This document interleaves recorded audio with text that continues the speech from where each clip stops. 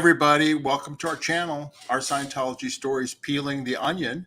My name is Mark Fisher, and we've got a great show for you today. And before we get rolling here, I'm going to go ahead and introduce my co-host, Janis Gillham Grady. Hi, Janis. How are you? Aloha, Mark. Good day, everybody. Aloha. Well, salute, salute, salute. Salute. And my koala bear, he changed his shirt so the other one could be washed, right? Or koala, excuse me. For all my Australian friends, it's just an American. We say koala bear, but that's wrong. It's koala. So anyway, he's got his new shirt on here. So just wanted a little bit. Well, good. I'm glad he's here to listen in. Yeah, because you complained the other day. You complained he didn't change his shirt. Yeah. Yeah. Mine doesn't have a change of shirt. Mine is stuck with a pink Hawaiian shirt. So okay, great. Well, anyway, I'm going to go ahead and introduce our guests. What we're going to do is we're going to have just an open discussion with we have two guests today and have an open discussion, and then we're going to do a merchandise giveaway and a couple of different times, and then we'll do question and answers as well. So you guys can get in the chat. If you would, please write the word question so it's easy for us to spot and to tag. You can also super chat us and super sticker as well. We also appreciate the support. And without further ado, I'm going to introduce our first guest. And actually, we're going to introduce both of them. I'll introduce our first guest, Janis, and then you can introduce the other one. Okay. This is has his own channel, and he's been on for some time, and we've been trying to get coordinate our schedule so we could have him on here, and that is Apostate Alex. How you doing, Alex? Hey, how's it going, guys? We're finally here. It's been a bit of a mission to organize, but we got there eventually. That's right, and you're live in London. Yeah. Yeah, and it's been months we've been trying to organize this. I'm so sorry. The summer is my busiest time of year for work stuff. So I spend a lot of time in the middle of a field working an event or something. And so I only have limited hours during the summer to get stuff done. So I think it's just a mixture of different schedules. So what type of work do you do? I work in marketing and events. So I do a lot of festivals and big event sites around the world, around the UK, sorry. And so quite often I'm away for several days at a time and working ridiculously long hours. So yeah, the summer period is the hardest time to try and fit things in. So I'm glad we got there eventually, though. Sorry it's taken so long. Yes. Fabulous. And then Janis, you want to introduce our other guest? Yes. Our next guest, as I said last time when we had her on, she's smart beyond her years and has known everything since she was 5 years old. My daughter, Erin Grady. Hi, Erin. How you doing? Hi, I'm good. I love that introduction. I will take it.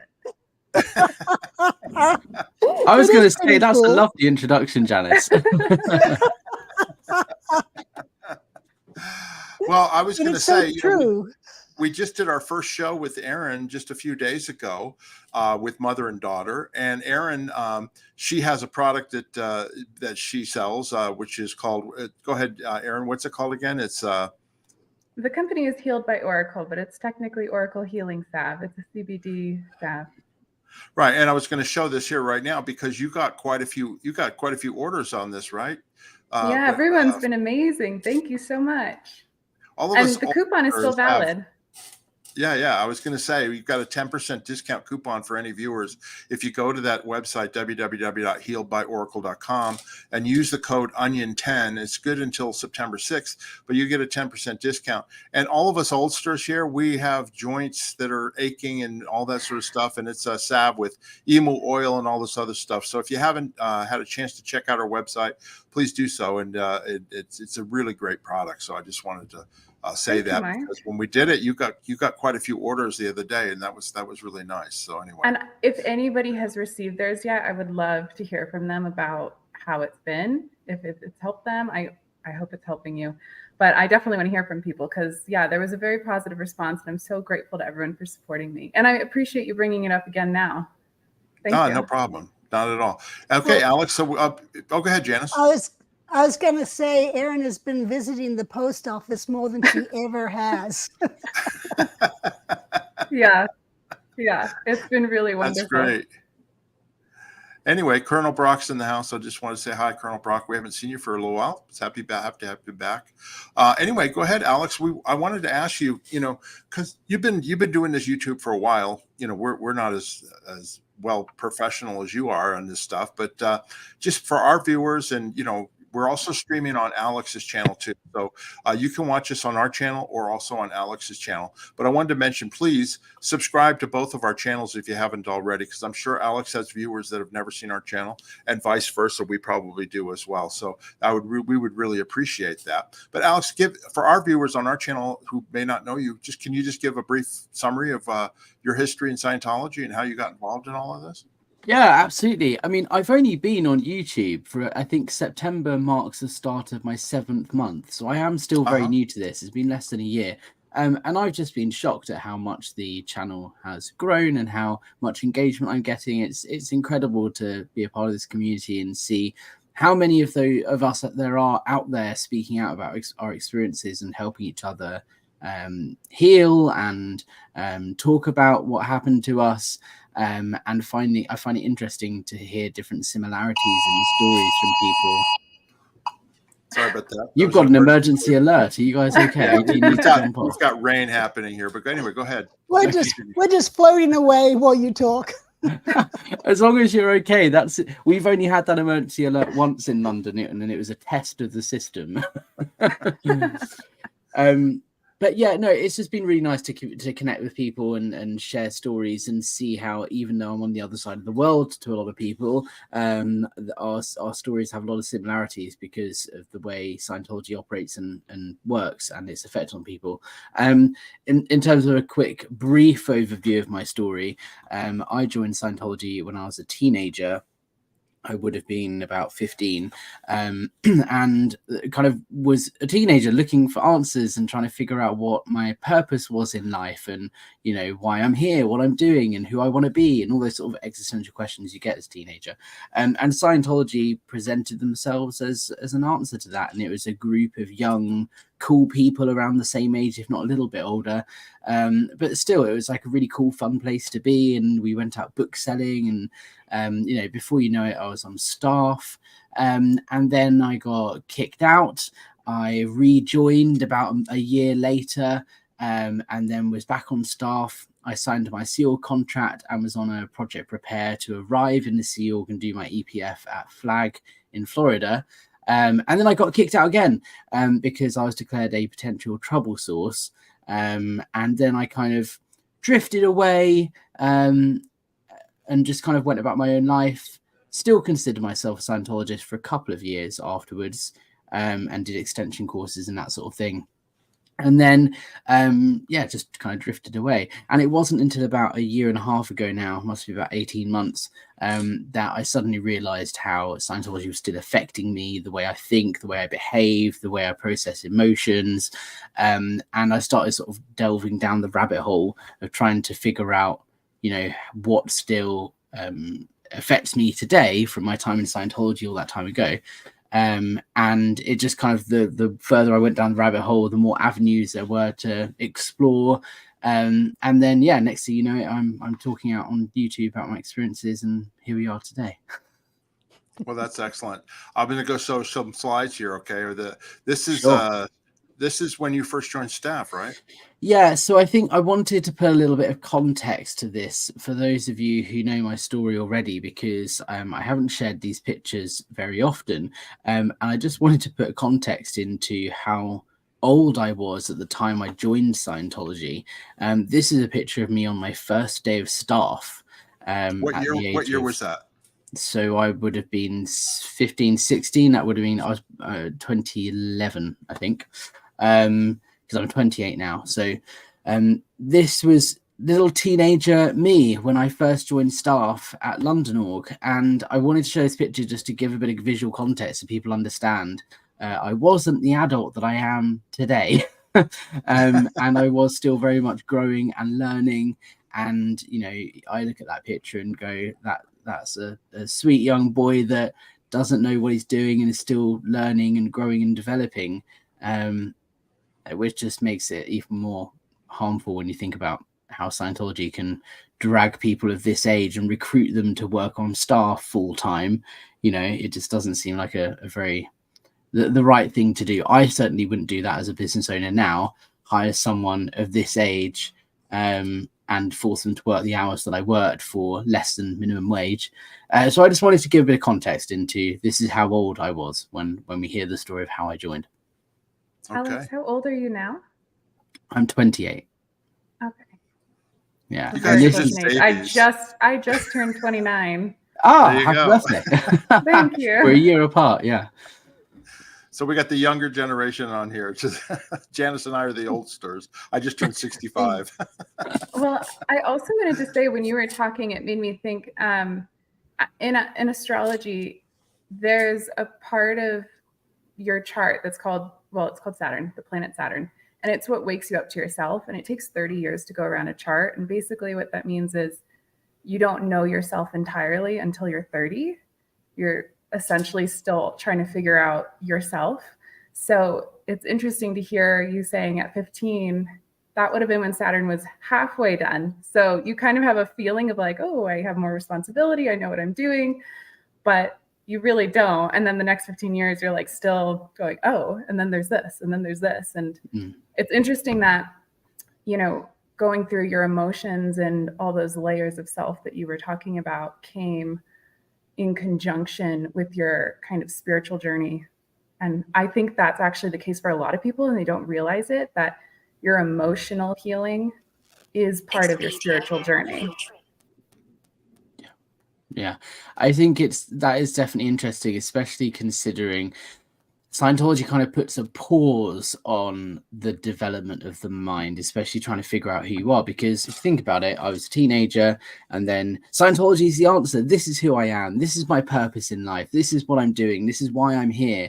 And so you stop asking those questions because you've got the answers. And then when you leave and then start doing that work, you know, it's only in the last year or so that I've realized, holy cow, like I haven't even, you know, I'm still at the place I was when I was 15 because I've I put a pause to it because I thought I had those answers. Yeah. So in a way, it's like the start of that journey again, which has been fascinating as an adult to go through over the last year, year and a half, and just kind of ask yourself questions like, how does that make you feel? What do you think about that? Because those are questions you don't ask yourself in Scientology. Exactly. Interesting. Okay, here's another photo here. That's another one of me later on. That was the second time I was on staff. This was this was at the height of my Scientology career when I was director of public book sales. And those two are two of my friends that I worked with very closely in Division 6A.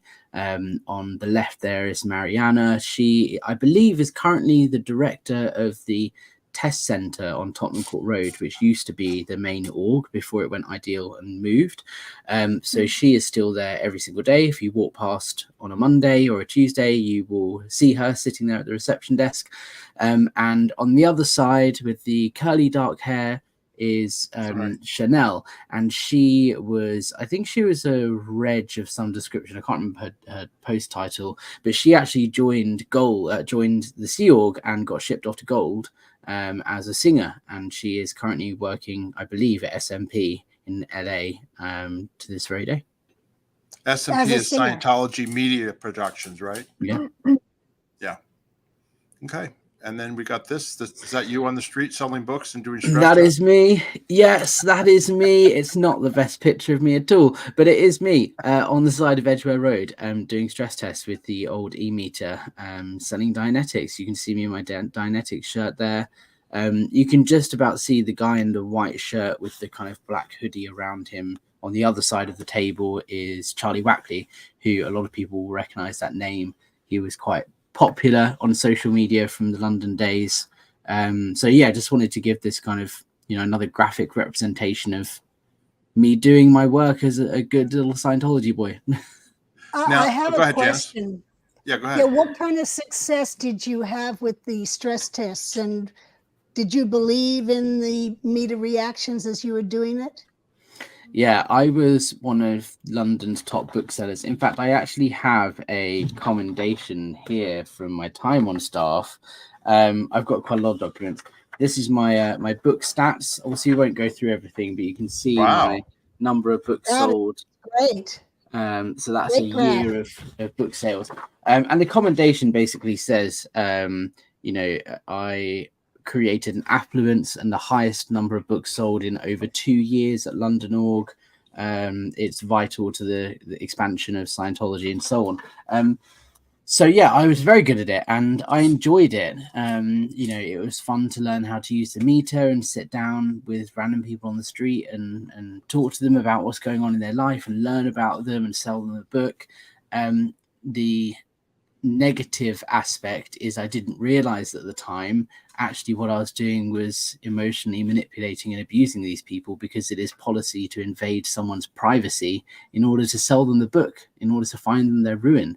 And you don't realize at the time that that's a horrible thing to do to someone, because you think you're helping them, right? You think that Dianetics can help them with this problem. So you're doing what you can to help this person sat in front of you.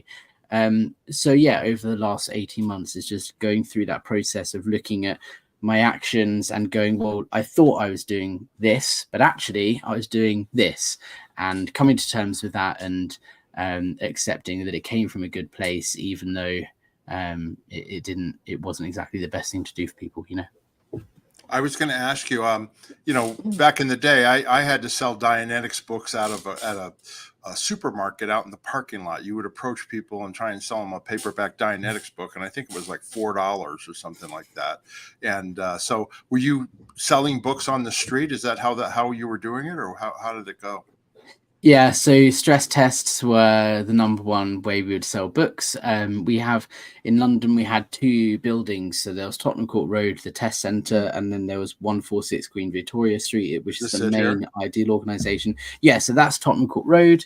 And that used to be the org, when sort of people of your era that were around in Scientology in London in that sort of time, this is what they would consider London org. It was refurbished extensively and they bought a second building, which now operates as the org. But this test center is a huge, basically just a bookstore. There are course rooms above. Each level has a different course room and so on. When I was there, they were empty. There weren't enough staff to fill posts there. They were just used as storage. But after I left, I believe they did put some staff there and expanded a little bit and started delivering courses there once again. But yeah, that was the test center. Yeah. And then this is the main org. This is where my office was. This is where I spent most of my time. But the building is located very centrally in London, but in a corporate finance district. And the footfall is like ridiculously low. So that we wouldn't even try to sell books outside this building because there wasn't any point. But this is where everyone goes to do their servicing, where I did my training in the academy and so on. Nice, good question. Fabulous. Go ahead. Did you have a question? Yeah. So you mentioned earlier, Alex, that you believed it still for a few years after leaving. And I'm curious if you've expanded into a new set of beliefs now, or if that's something that you're still like figuring out and there's things that were useful and things that weren't, and you're just like sorting. Where do you feel you're at?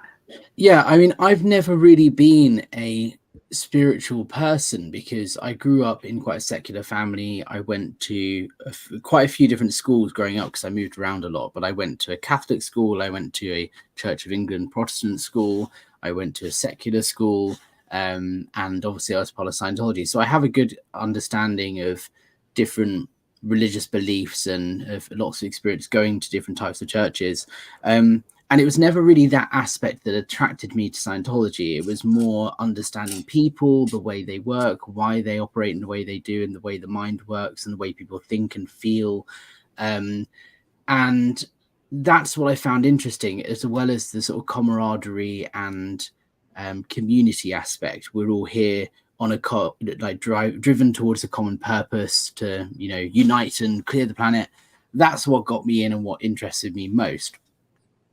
So when I left, it was, I kind of drifted away because I still believed that these tools were helpful and didn't see the harmful effects of Scientology, because even though I'd been victim of different abuses and horrible things that went on, it like you don't think of that as the effects of Scientology at the time. You think of that as Scientology not being applied correctly. And if it was applied correctly, then it wouldn't have upset me, or it wouldn't have harmed me or hurt me or whatever.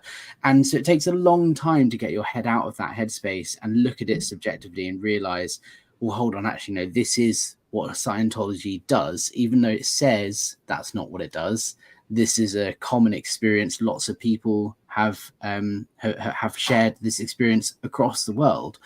And so, yeah, I'm in that state now of like just processing what happened, where I'm at, and, you know, trying to figure out that next question of who I am, why I'm here, and what I'm doing with my life. And the closest to that I've got is this SBTV community at the moment, because it's so lovely to meet all these people, share experiences, make these new friends. And in a way, it's given me that sense of purpose I was looking for initially in Scientology, because I'm helping people get out of Scientology. I helped people get in. Now I'm helping people get out.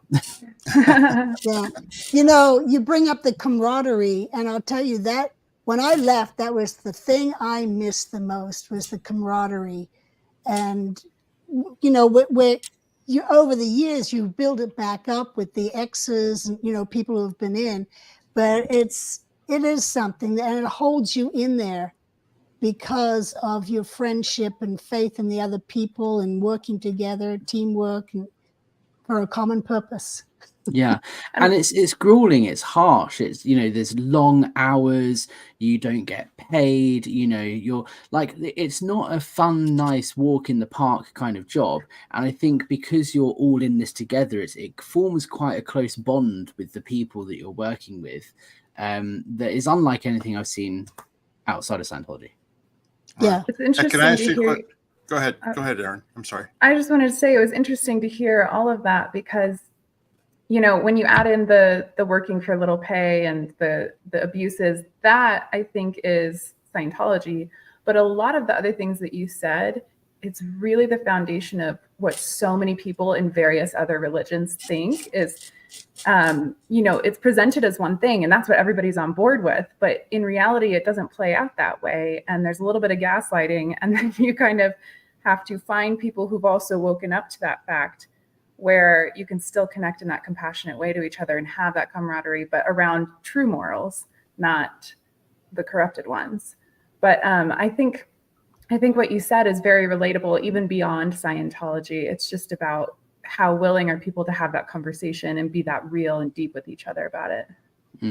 And being okay with the nuance and the gray area, right? In Scientology, it's such a binary choice of this is the only way to save the planet and help humanity. There is no other way. And if it's done correctly, it will work 100% of the time. That creates a really hard divide in your mind of yes and no, black and white thinking.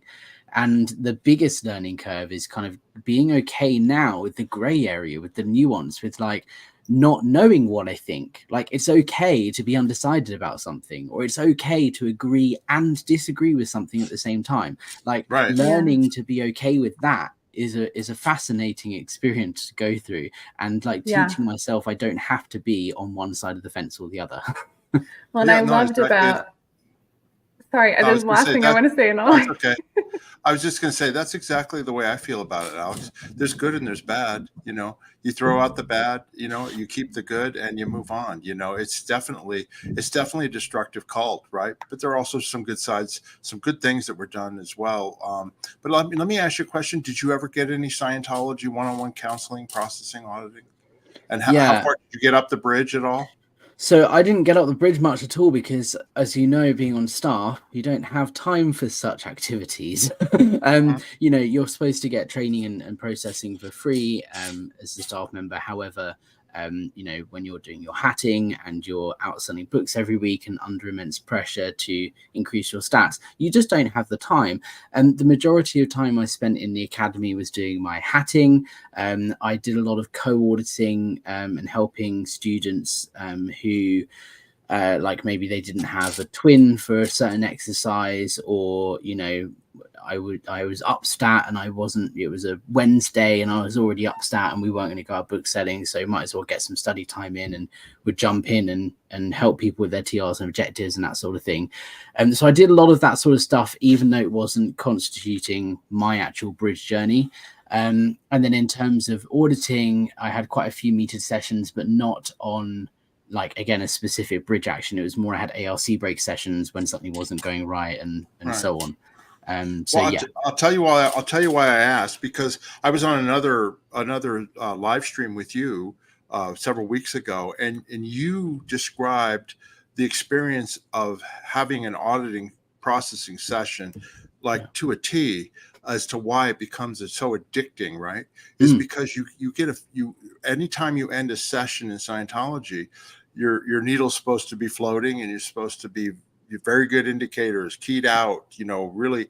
And you mentioned the thing that sticks and addicts a lot of people to Scientology processing is that feeling of euphoria. You actually have a feeling of euphoria when you have a good auditing processing session, and in a way it doesn't last, right? So you feel great, and then you go out in the world and you go do your thing, and then you don't feel so great, but then you get another session because you go, oh well, maybe I'll go get that again.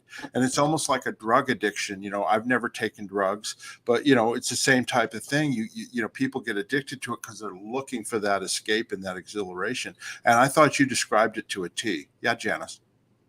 Yeah, when I was thinking of leaving, I was getting sessions every day, and I actually realized, well, at the time I didn't realize, it was afterwards, it became a crutch for me to get through the day-to-day. I always look forward to the session so I could bitch about my senior, Mark Inber, and then when I was thinking of leaving, I'm like, oh, what will I do without my daily sessions? And after I left, I was like, it was a crutch. It helped get me through as a crutch, but I could hold myself up if I wanted to. I didn't have to depend on that. I could just do it myself. You're exactly right. And that feeling of euphoria is that is one of the many seeds of doubt that are planted in your head. Like when you decide to leave, or when you have doubts about Scientology, it's such a big part of like, well, is it worth the pain or the suffering or the stress or the upset? Because those moments that I'm in a session and come out of a session is really good. Like, do I value that feeling, higher than, the other bullshit, excuse my French, that you go through on the day to day? Yes, I might be underpaid and overworked, and yes, I might be, stressed out and under constant pressure, but it's worth it because I get this high of an auditing session, and that's quite a big thing to get your head over, get your mind over, sorry. And I think, Janis, what you said just there about it being a crutch and relying on it and becoming dependent on it, I think that is something to what Erin was saying earlier about the general religious and spiritual experience a lot of people go through. I think this is quite existential, sorry, but the whole idea of religion and spirituality fills that void, because there are a lot of unanswered questions in this world. However hard we think, we don't know why we're here. We don't know how we came to be, and we don't know what our purpose is. And even if we were to do something that affected every single human being on this planet, that's still like a speck of paint on the canvas that is the universe, right? Because it's so huge. So really, when you put life into that sort of scale perspective, it does make you feel really insignificant, and people are always searching for answers and a meaning and, something more in life. And I think that dependence is where religion can start to become perhaps a little bit more harmful, because the moment people start relying on their beliefs and faith rather than their own determinism, that's when they become easier to manipulate. And there's a difference between a sort of mainstream religion that says, look, this is the belief system, take it or leave it, you take the bits that work for you and other bits that don't, and you're in control here, that's completely fine, and a controlling, manipulative cult or coercive group where this is the way, take it or leave it, you're with us or against us, I'm going to get a question here that just was in the comments from Michelle Carpenter. Question: is there a secular outside Scientology experience compared to the floating needle euphoria that you guys have found without drugs? If not, would you trust something that feels like that again? I used to describe it as the feeling you get when you get off a roller coaster, or like an amusement park ride where you're like just blown out, like, whoa, that was so great. You get this feeling of exhilaration. And that's how I used to describe it. So that's the only thing that's come close for me. Mark, that is so. I hate roller coasters. I'm like, so do I. I hate roller thank, coasters. thank God that's over. Why did I even do that? I'm the same, Janis. Good. But it's like or bungee jumping, or which I've never done, or whatever you do, where you just feel like you're floating. You feel like you're floating, and that's the feeling that I used to get coming out. So that was mine. Anybody else have that answer to this question? I'm too busy thinking of your examples. Anybody else? I found it really hard because it is so unlike anything else, right? And it's difficult because it's the only way I can describe it is like, imagine all of the things that are weighing you down that are on your mind and you've never spoken to anyone about them. And it might be something really big, a huge secret you've had for 20 years, right down to like little nitty gritty annoying things that have happened throughout the day. Imagine all of those things were just suddenly taken away for a minute, completely gone. And that kind of sense of relief and euphoria, that's how it kind of feels, right? Yeah. So Erin, I just want to say, I have never done any Scientology auditing, but when you guys were speaking about that release, that lightness, I have found that just by surrendering to the Holy Spirit in any moment, anywhere, without anybody else's help. So I do know the feeling, but I also know kind of not quite like what my mom said, but kind of like what she said of, I can do this myself. I think that's the scam, is when other people tell you that you can't do it without them, that you need them, another human, to have a spiritual experience. I think that's the lie. Just wanted to say that. Yeah, but very well also, said. actually, when you were talking about your time in, it made me think about, that weighing the question of, this is a really great experience, but this is abuse. And what do I actually value more? I think when every person who's ever left Scientology makes the decision of valuing themselves more than that little moment, that's a radical act of self-love, because it's that same act of self-love a drug addict would need to go, my life needs to get better, which means I have to let go of this addiction. And we totally do that with more than just drugs. We do it with all sorts of things. I mean, even like an addiction to Instagram, your life will get better the less you spend on it, right? So I think it was an act of self-love. And what I have found in my own spiritual journey is that love is the answer to it all, but you won't even know what that is if you don't give it to yourself. So even though you were leaving a spiritual organization, quote unquote spiritual, you were actually evolving spiritually by making the choice to leave it, from my perspective, because you increase the love in your life. Well, and that's something that we've discussed before. One of the concepts that is lacking in Scientology is the concept of love. Okay, they don't even call it love. It's you have affinity. It's not a for concept; somebody. it's an experience. Well, I'm just telling you what it is in Scientology. They Yeah. call it affinity. You have an affinity for somebody. Well, affinity is not the same thing as love. ALC. And my dad brought that up to me when I left, because he had been in Scientology and left. And then when I reconnected with him, he said, he pointed that out to me. He said, the concept that's missing in Scientology, the concept of love. And I completely agree with him on that. My dad having said that now too. been out of it, now, Yeah. My dad Alex? said that too. Yeah, no, I bet. I'll agree. Alex, any comment on this?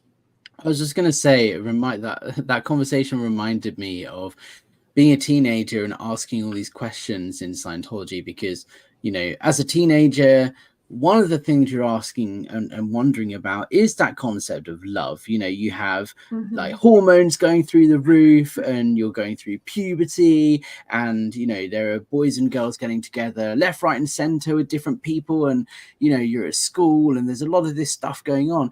And so one of the questions you ask yourself is like, you know, what is love? Like, what am I looking for in a partner? Do I want someone to settle down with and marry and have kids, or do I want to kind of, you know, see lots of different people and figure out myself first a bit more? Like, all of these things were happening at that time. And I remember asking the question of like, what does Scientology teach about love? Like, how am I going to find my life partner, right?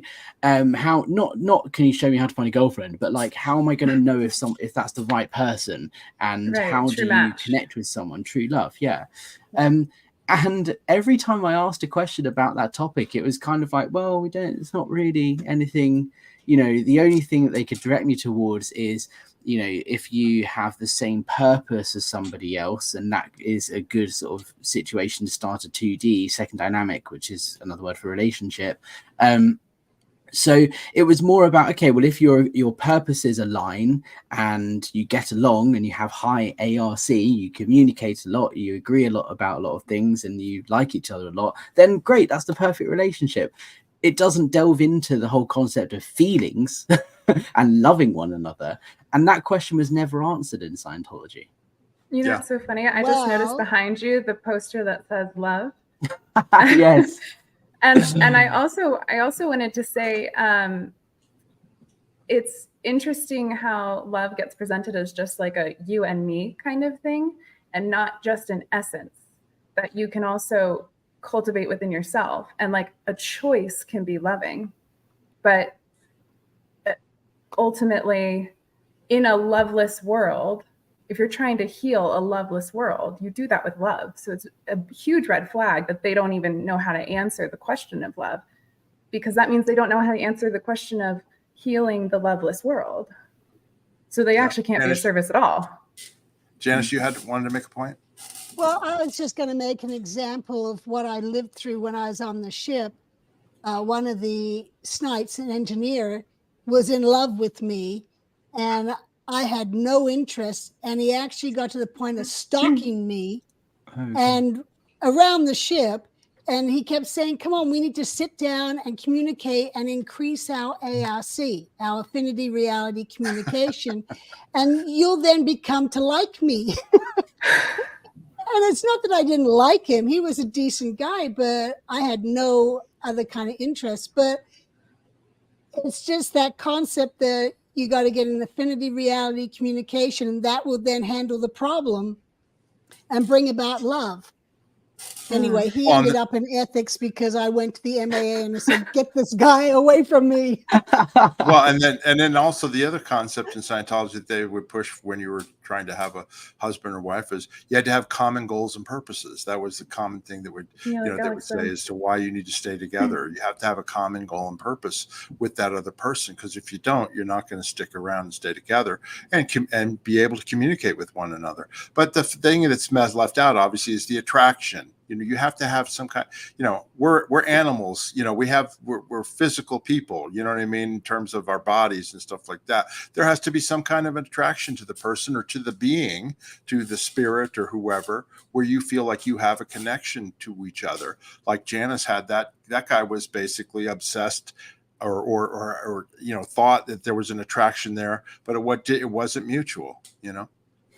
And I think it's such a great example of like how the concept of ARC makes sense and is helpful, but when applied in the way Scientology applies it and is taken literally, it doesn't help. You know, the idea of if you don't know somebody, if you start talking to them, you will eventually find things that you agree about, like with each other on, and then eventually, you know, you'll start to develop perhaps a friendship with them. So that whole concept makes sense, and it's nothing new. It's just the way Scientology package it. But the problem is when you apply it in such a totalitarian way, it then becomes harmful, because there are instances of like, if I don't want to speak to you, please don't speak to me. Continuing to speak to me is going to make me more angry and upset, and is not going to increase my affinity for you, and we are not going to find more things that we agree upon. So sometimes actually not communicating helps recover and develop and whatever a friendship and repair a relationship. So that totalitarian way in which ARC is applied doesn't work, but the concept as a whole is a nice one. Well, you also mentioned a lack of awareness for emotions, and you cannot realistically develop intimacy with someone without an emotional connection too. Like, because you can just talk and talk and talk about anything. Communication does not mean intimacy. Communication does not mean emotional bonding. It just means chatting, right? And we could chat about the sky, we could chat about that table. Like, it doesn't mean you're going to actually build a heart connection with someone or feel safe to like drop your guard. So it's an incomplete process. Yeah, well said. Well said. That's great. I was going to ask now, Apostate Alex. I actually watched you did an excellent video on your channel on the second dynamic, and for all viewers out there, the second dynamic in Scientology is family and sex. Okay, it's basically survival through family and sex, and basically that's Scientology's answer to love or whatever, right? And but you did an excellent documentary video, and it has to do with the fact that Scientology is completely anti-LBGQT. It's Hubbard thought it was a psychosis and something that they were low on the emotional tone scale. They were covert hostility, and you did an excellent job interviewing. Was it Kate Bornstein and Claire Headley and Aaron Smith-Levin and Ono Nora. And I just thought it was excellent, very well done. And I was going to ask you, where did you learn how to do a video like that? Because it was really good. Thank you. It was edited professionally. It was really, really good. Thank you.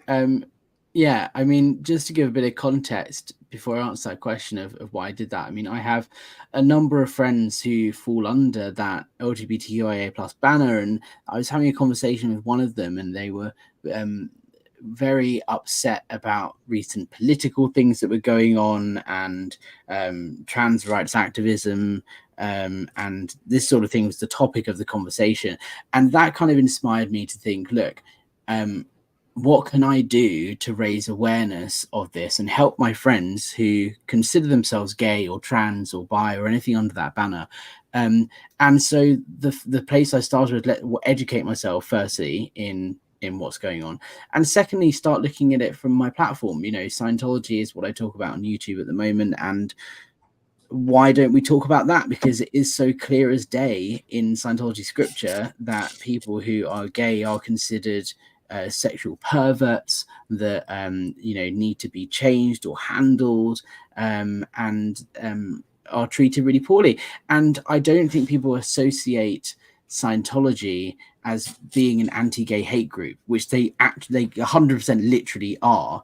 They will outwardly say, no, we don't treat gay people any differently to straight people. And yet in Dianetics, the copy you can go and buy from a church today, it makes it very clear that people who are gay or bi or trans are considered sexual perverts. So it's just a really clear dichotomy in their teaching. So I wanted to present that in this documentary, which I'm glad you saw, and thank you for that. And then to answer your question of how I learned to do it, from my job, basically, my degree is fashion promotion, which is essentially fashion marketing. And I did a unit on film production editing, and have a decade of experience in industry. So I've just taught myself really, and just spent hundreds of hours slogging through hours and hours of interviews that I've done with people to really cut it down. I think the whole thing was 6 hours to begin with. So I managed to cut it down to about 40 minutes. That's great. That's great. Anyway, you had some other things that, go ahead, Janis. Go ahead, Janis. I just wanted to mention growing up in Scientology and on a ship and in the Sea Org in a very contained environment. I never really had any connection or relationship with people that are in the gay community. It just wasn't there for me. And if there were some, they didn't expose it or want to let it out. And And all I'd had is what I'd read from Hubbard on his view of them. And then once I finally left that environment, I was very backed off from them, or didn't really associate with them until I had this one borrower, because I was in the mortgage business. And I'll tell you, I thought he was the greatest thing. It was my first real connection. And he was a normal person. Oh my God, you know, and that made a major shift for me at that point, just from that one person, because I'd had nothing to do with them before. Same for me. You know, because I joined the Sea organization when I was 17. And in the Sea organization and in Scientology, there are not people who are openly gay at all. It is definitely considered that you are out ethics and that there's something wrong with you. And so you would not get promoted. No, you know, there's no way you would get to the international base. And you pointed that out in your documentary, Alex, very well. But it was the same thing. I mean, I thought I treated them all the same. But when I got out, all of a sudden in our company, we had people that were, you know, had different sexual orientation than I did. And they were great people. I mean, literally, it was like meeting somebody like somebody from a foreign country for the first time that you think, oh, they're going to be enemies, and they're not. They're great people. And I had a similar experience as you, Janis. And then I just got to looking at it and thinking, like, this is crap. You know what I mean? The stuff that we were fed about this. You know. I think fundamentally it comes down to, well, my assessment is it's all linked to this concept of love missing in Scientology. You know, who someone falls in love with, whatever their gender or appearance or, you know, whatever, right? If you fall in love with someone, that doesn't define your character or your personality, right? And so that concept of judging someone or having an opinion on the way they're going to behave or the way they're going to interact with other people based on who they fall in love with just doesn't make any sense to me at all, because, you know, that your sexuality doesn't define who you are or how you think about things or how you behave or all of these things. And so it just all comes down to this whole missing concept of love in Scientology. Sorry, Aaron, go ahead. Do you have a comment?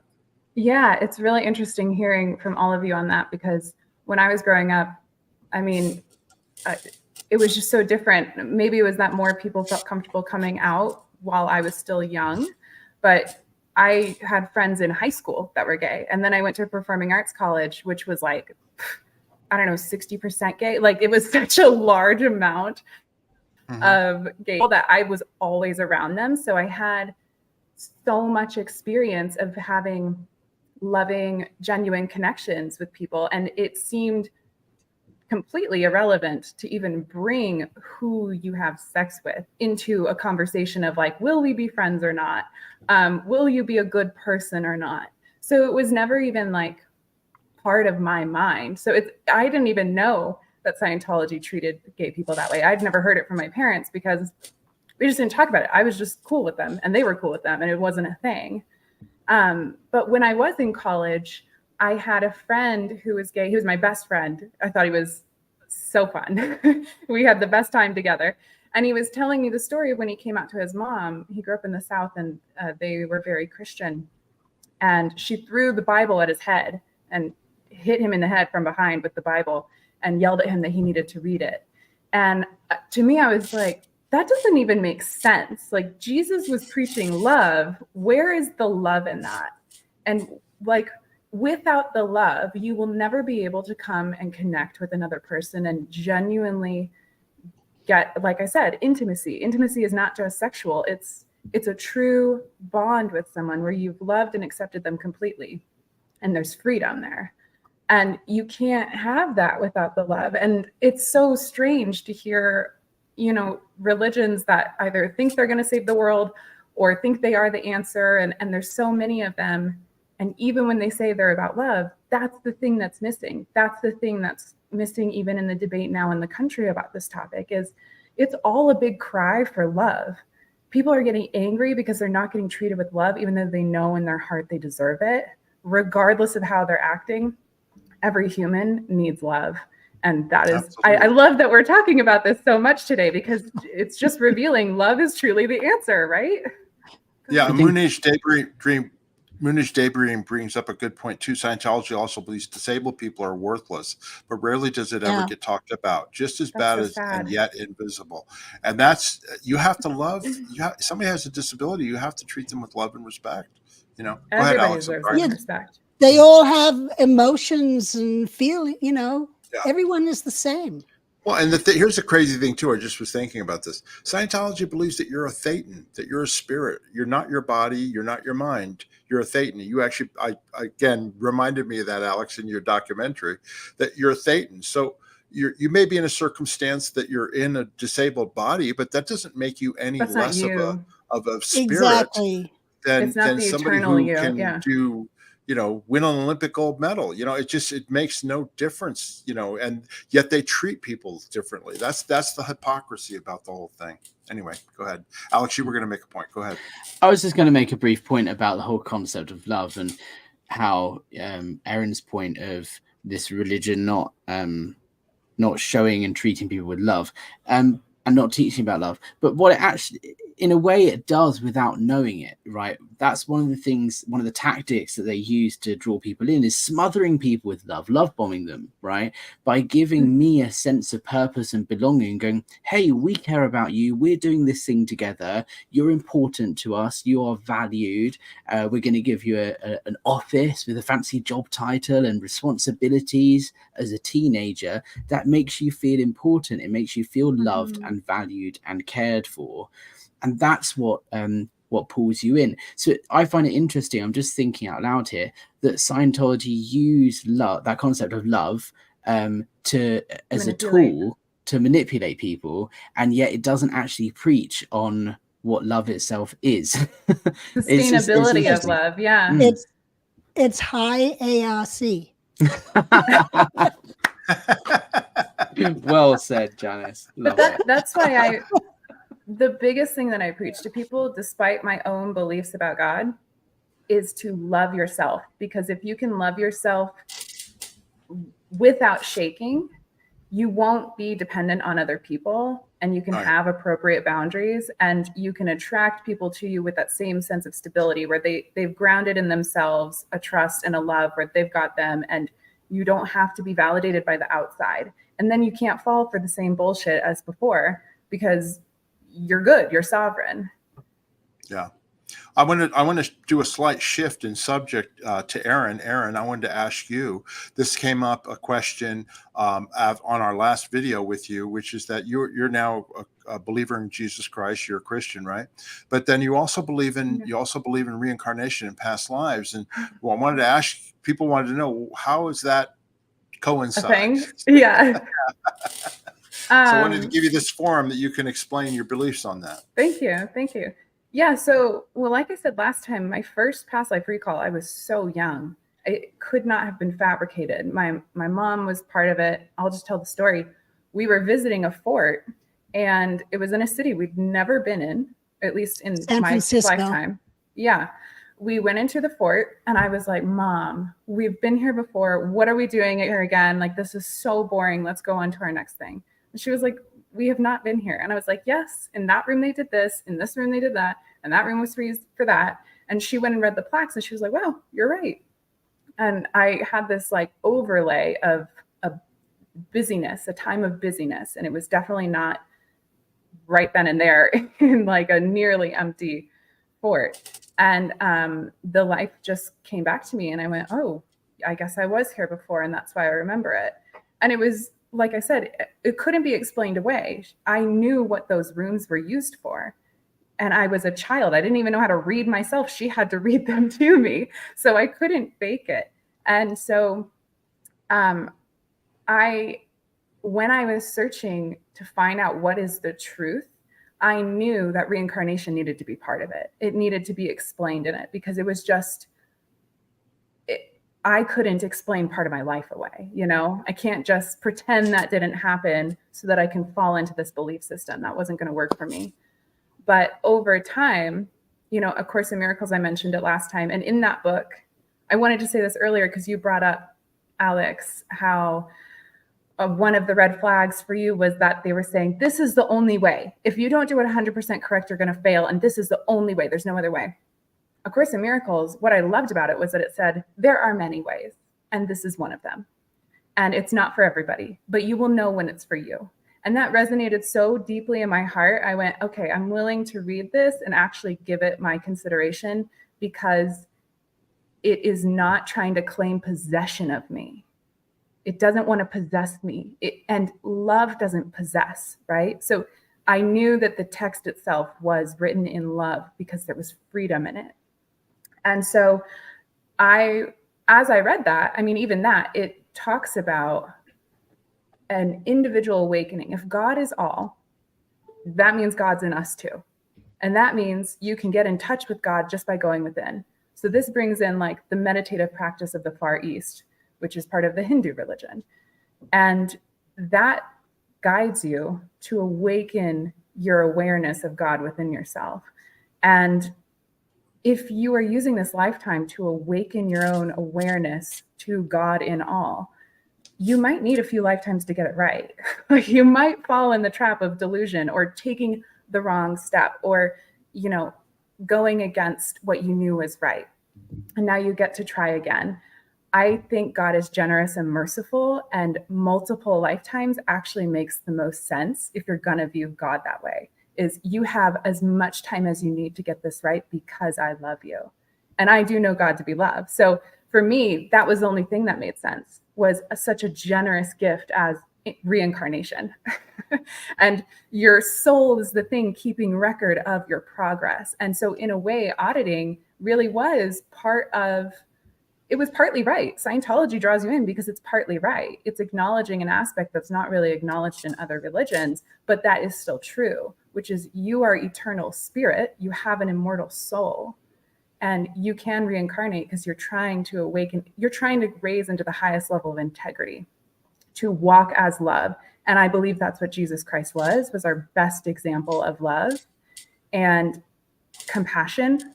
And that's just how I try to live. I use him as an example, like an older brother to honor, right? He shows me how to be at peace no matter what is happening to me, because that is the vibration of love. And aligning with the vibration of love aligns you with Christ consciousness, which takes you beyond suffering and pain.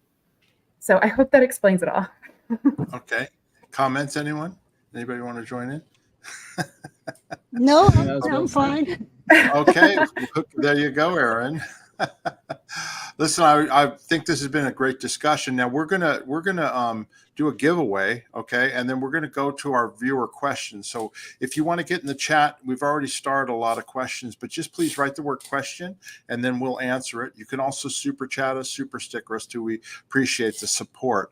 I just wanted to mention before we do this, we're gonna do giveaway of merchandise, but before I do that, I just want to mention our store is now available, our shop on our YouTube main page there on the store, right? And we've got lots of different items here available that we've designed. I'm not going to go through all of them, but if you want to help us and also get some great merchandise, some great shirts. We gave away merch the other night, and somebody wanted this as a Hawaiian shirt with all the koalas on it, and that's what they wanted. So that we gave that away to them. And this is the Mofo Mark shirt, Hawaiian shirt, you know. So anyway, this is what our webpage, our store webpage looks like. So all you have to do is click on store on our page, and it'll take you, and you can see all the different items. And when you click on it, it goes to our store. We have t-shirts, coffee mugs, you name it, it's all there. And we're going to give away some of that stuff right now. So I just wanted to mention that. And go ahead, Alex. I have a quick question. Can you get koala calms and stuff on your merch store as well, or is that completely separate, Janis? We're going to be adding that, right, Janis? You're muted. Janis, you're muted.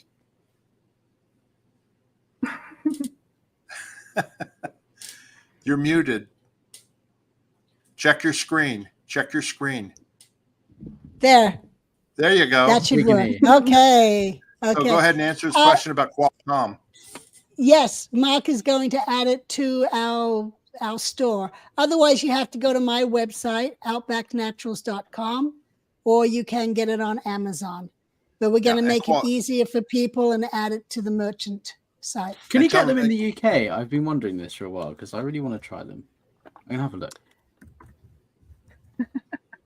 Probably. They're Yeah, probably on Amazon, right? Yeah, they're all on Amazon, but US Amazon. Right. Yeah, because the shipping is very expensive. Even to Canada, it's expensive. Wow. Okay. So Okay, if you and then- want to order it, order in bulk.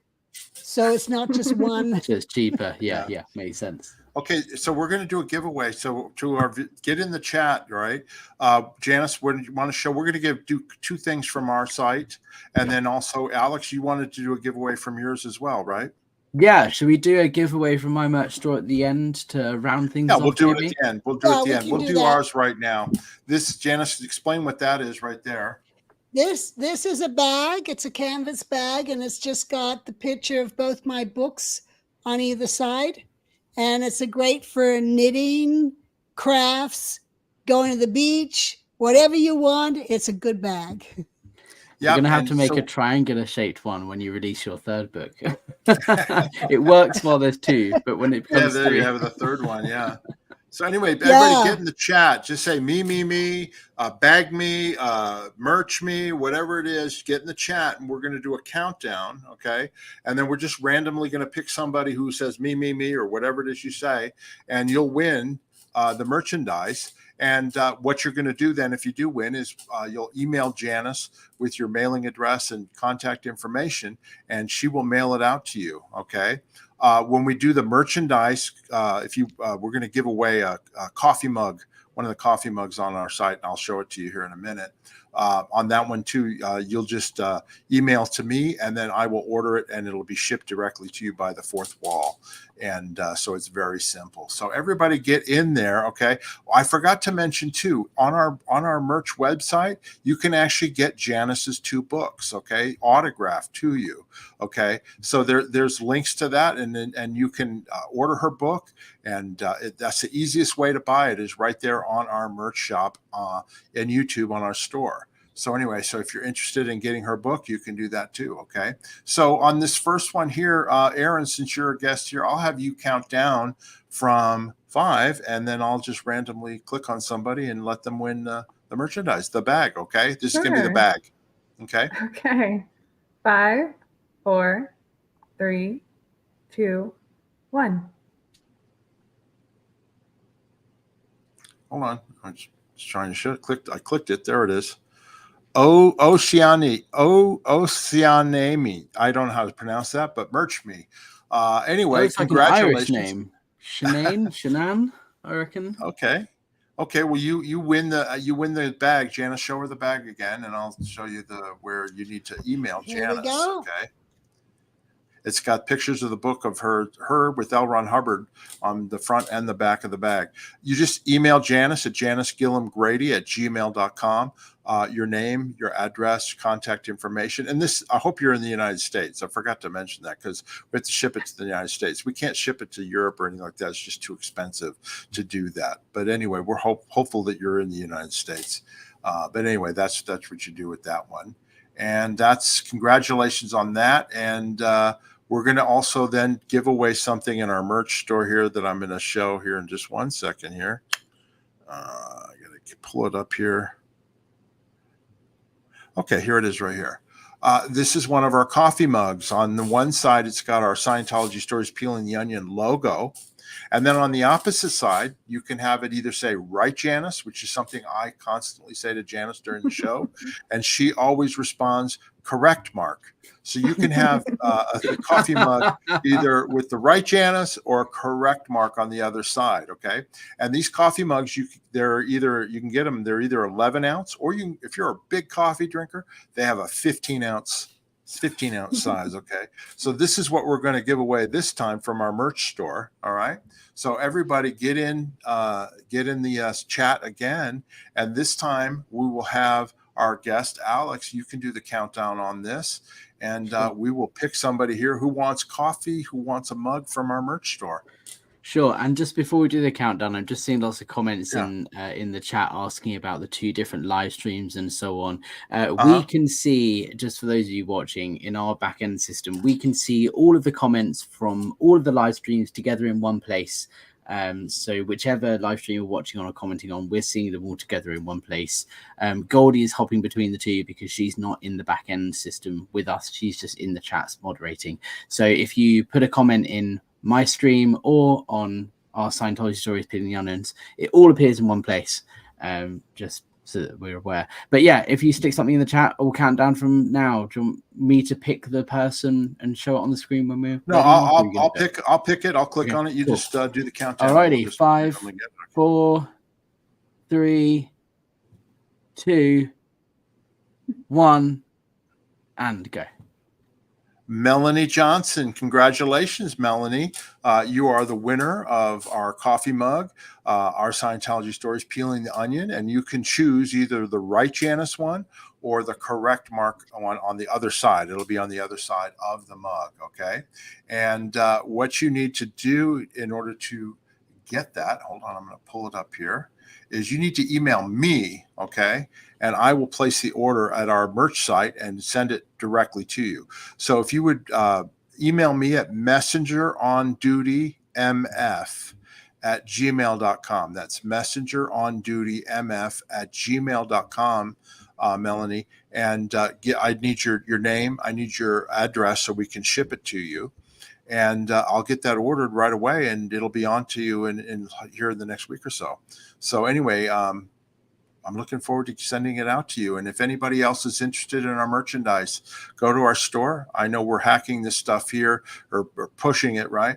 But it actually helps us. It helps us put together these videos. It takes a lot of work, stuff you don't see behind the scenes. And we really appreciate the support. I know Alex probably does as well for his site too. So anyway, and then one more thing before I go to the questions is please subscribe to our channels. Okay. That's our address here. For our Scientology Stories Peeling the Onion, okay? And then also please subscribe to Apostate Alex's channel. That's at Apostate Alex, okay? And Janis, what do they need to do with that like button? They need to rock slam the like button. That's right. You need to on both channels. On both channels, you need to rock slam that like. And I'm just going to show this one last thing here. In our merch store, we have a mouse pad that says rock slam those likes. So you can order that from our merch store as well. So I just wanted to show that. Okay. Nice. I love that. We're going to go into the questions and answers here. You guys, you've been starring them, Janis. I'll just start popping them up here and we will answer them. And questions like Alex said are from both his site as well as mine. So we'll get them here. I've got a couple of super chats here. I'm just going to put up here. Thank you so much for the super chat, Sam Slade. Question for Janis. Did you ever see evidence of L. Ron Hubbard exhibiting inappropriate sexual behavior before becoming impotent later in life in North Africa? I personally did not see him exhibiting any inappropriate sexual behavior. I have heard that he did try and hit on my mother several times, and there were some other women that said he hit on them on the Avon River before he came over to the Royal Scotland where Mary Sue was. So that's the information I have. He did not, on us young messengers, despite us wearing hot pants and little tie tops, he did not hit on us or inappropriately do anything with us. Okay. Thanks very much for that. And we've got another super chat from Sam Slade again. A question for Alex. In your documentary research, did you find the independent Scientology free zone hold to LRH's negative views regarding homosexuality?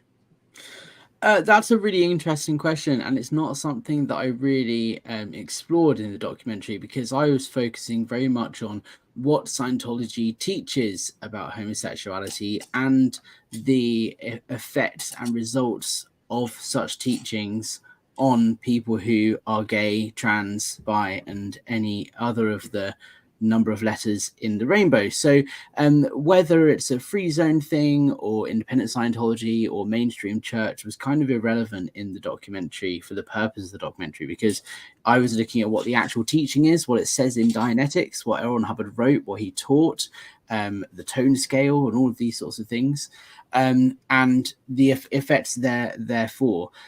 So whether or not the free zone or independent Scientology perhaps implement things differently, the teaching is the same and the belief is the same.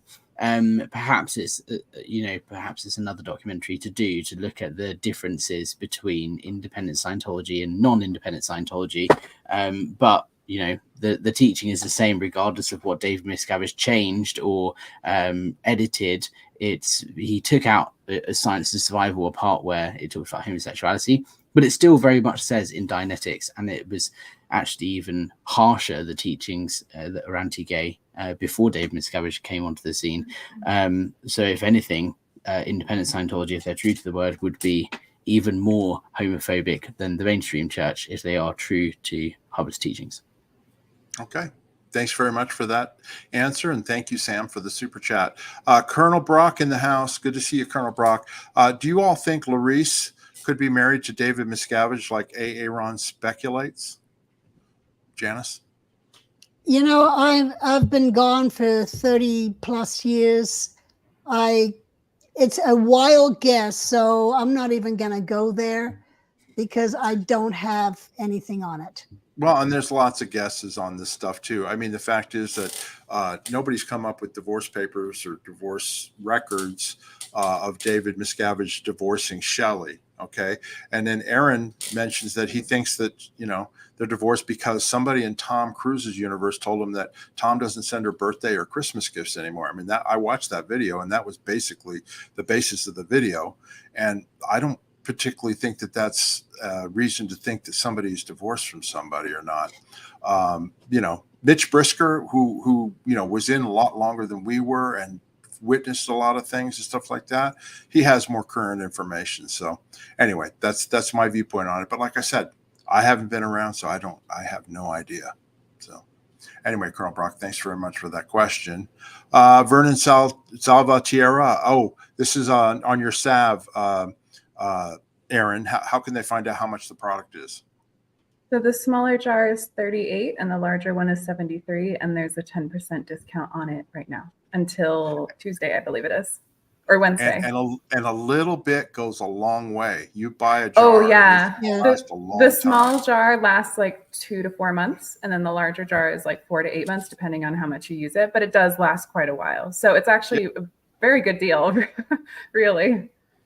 Yeah, I have a little jar of it, and I only use it when I have like a little inflammation somewhere, and it totally handles it, and then I don't use it again. So until I have a problem again. So it just depends on how long you use it for. But it's a really great product.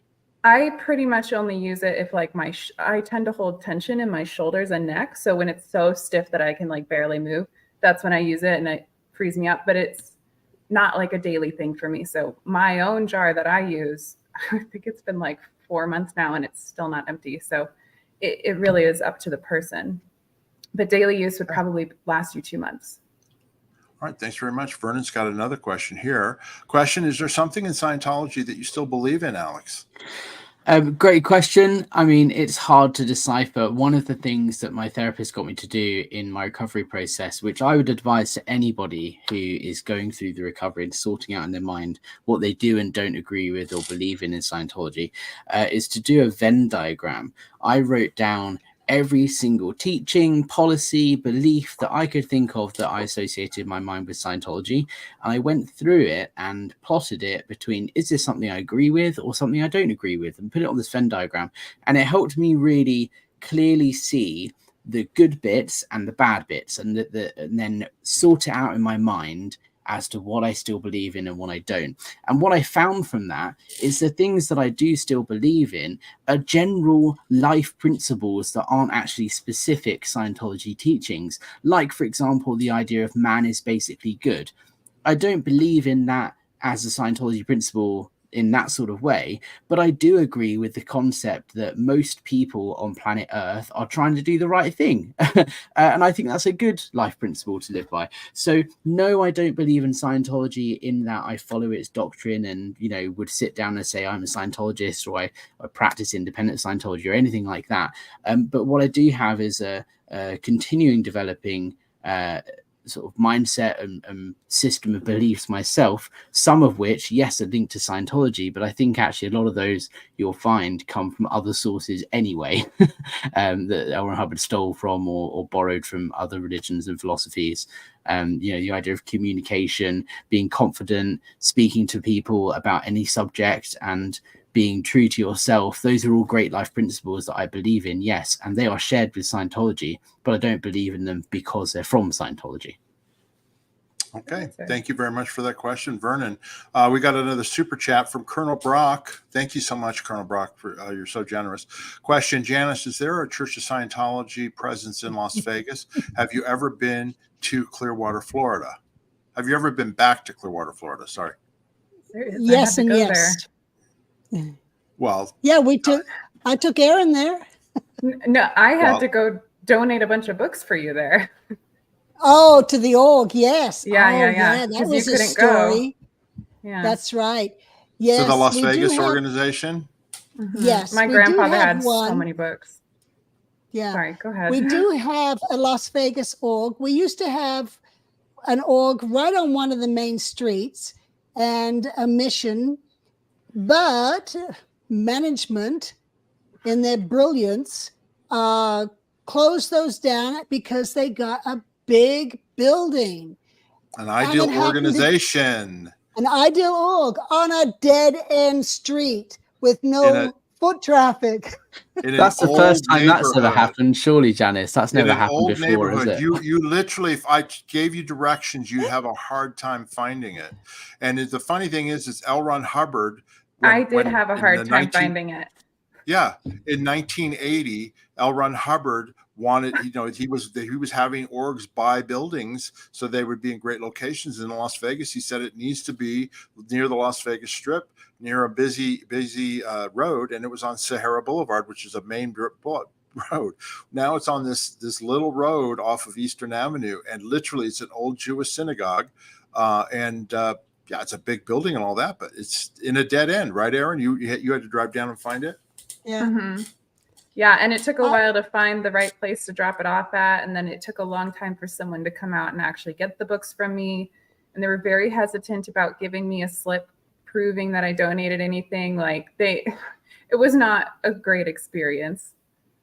Well, when you first went, they were fine and gave her a receipt, but then when they found out they were Peter Gillham's and they were being donated from it, he was declared and his family was declared, but she wasn't. That's why I said, Aaron, take these down and donate them back to the org. It was a gift, and they didn't want it, I guess. Yeah. Well, it's like the books had cooties. It's like the books had cooties. Oh, don't touch them. Peter Gillham owned these books. Oh my God! It was hundreds of books of all those the basic books. Dad kept being regged for book donations, and I'm like trying to just clear the garage out, and Aaron's taking them down. They give her a receipt for a donation, and then they refused to give it to her. They took the books and would not give her a receipt because we're declared. So anyway, that's how they treat non-Scientologists doing a good deed. That's funny. That's a funny story. Colonel Brock, thank you for that super chat. We've got another one. And then on Clearwater, I have an answer on Clearwater. Okay. I've been there a few times. We drove through with the kids, and then when my son got married 2 years ago, we drove through Clearwater. And then this year, Cheryl and I did a road trip, and we went to Clearwater, and I videoed going around all the different buildings and telling stories from when we purchased the building when they purchased the building in 1975. I was there, so it was we then. But I did videos and told different stories and posted them on Facebook. Okay, thanks very much. Sam Slade has another super chat question. Are there exclusive Dianeticists still around? I actually don't know. Do you know, Janis or Alex? Do you know? I don't know. I don't think if they are, they'd be close to 100 years old.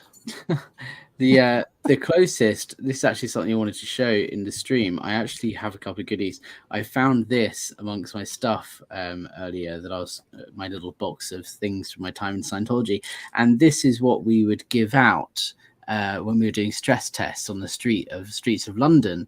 It's a little business card that says Dianetics Consultant with the address of the Life Improvement Centre and then the contact details on the back.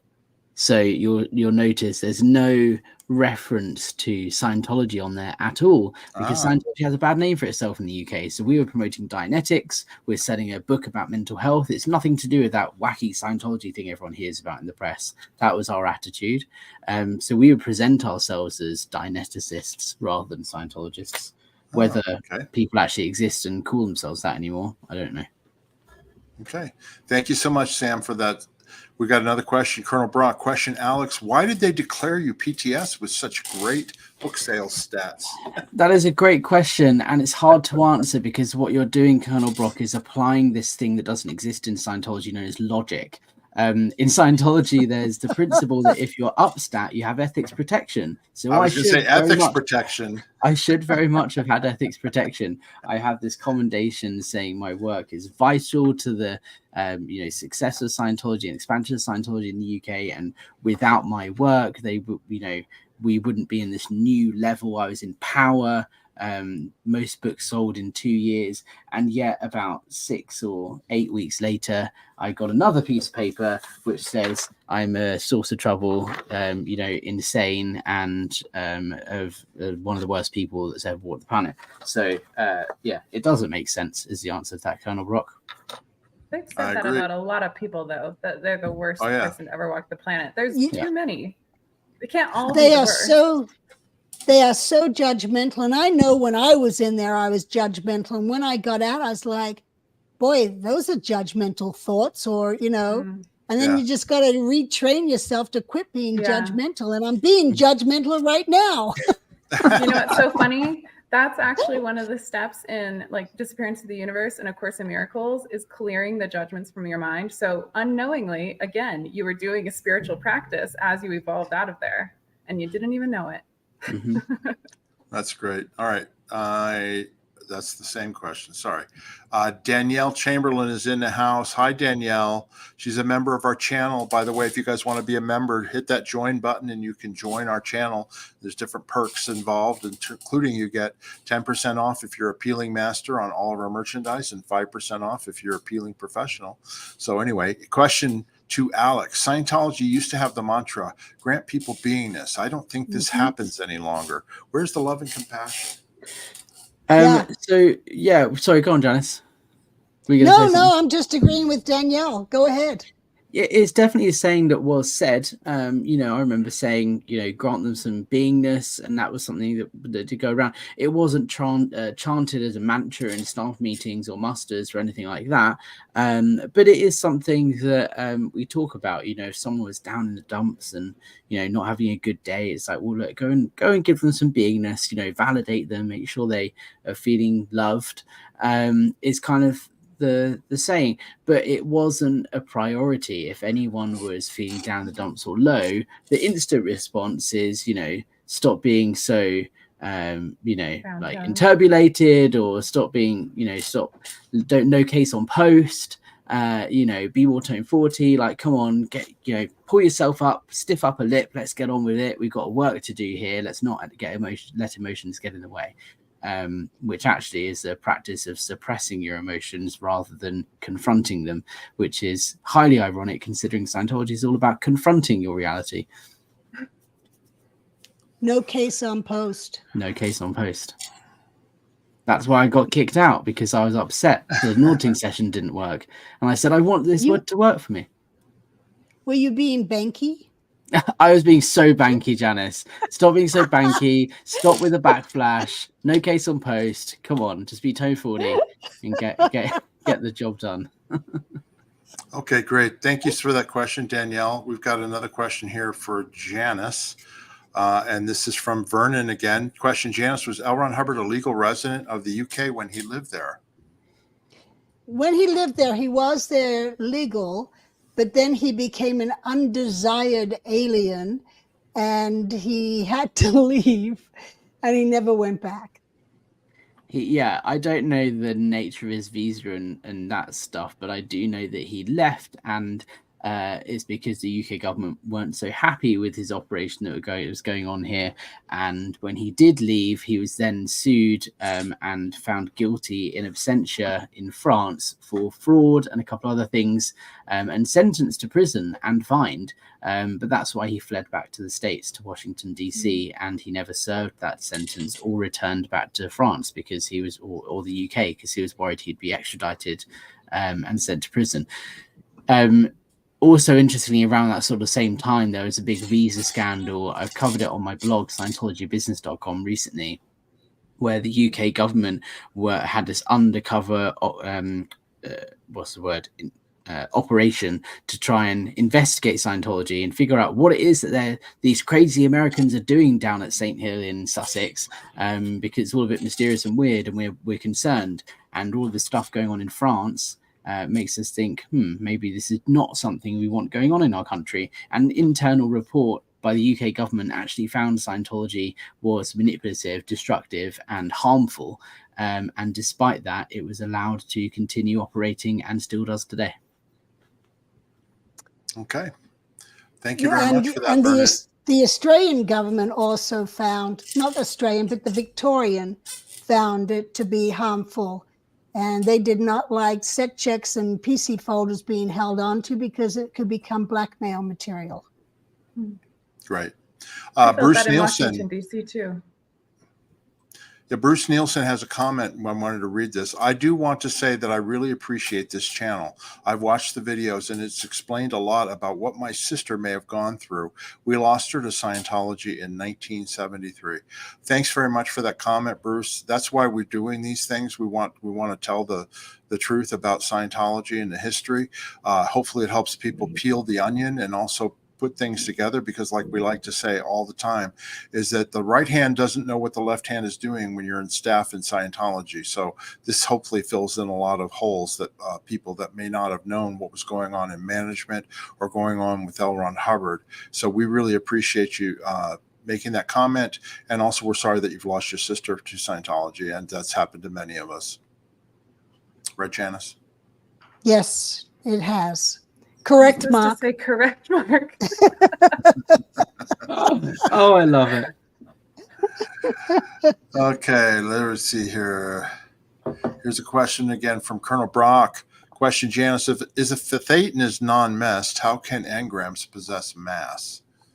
You're going to have to translate. Mental mass. I don't even understand what any of that means. Well, a Thetan That's a great spirit. Question, by the way. Great question. Thetan is a spirit. It is. Okay?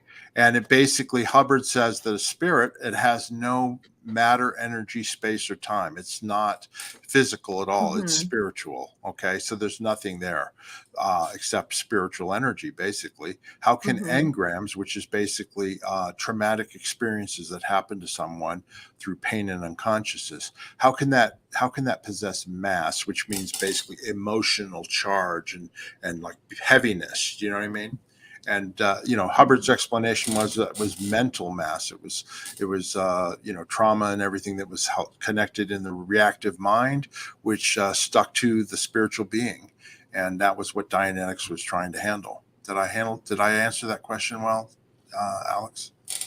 I think you explained it great. That's essentially how I would have explained it. It's such a good question, and one that you don't really think about in Scientology.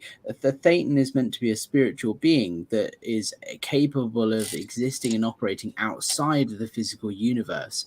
So a question that I always have is, well, why are they so focused and intent on picking up physical bodies in the messed universe? Why are they affected by the messed, the physical entity of like a memory, a past experience, an engram? Like, why is a spiritual being that is supposedly not reliant on messed so affected by messed? I don't believe that question is answered. Go on, Aaron. Can I say? I would indicate it to be desire, like unmet desires, keeps you coming back to the physicality. You're trying to fulfill some desire, and the trauma would be the lack of fulfillment.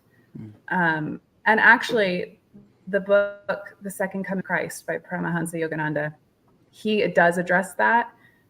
He calls it karma, though, and he addresses how karma is stored for a soul, and it's because of the layers of, there's an astral body, there's layers to your experience, and it's all information. Information is energy.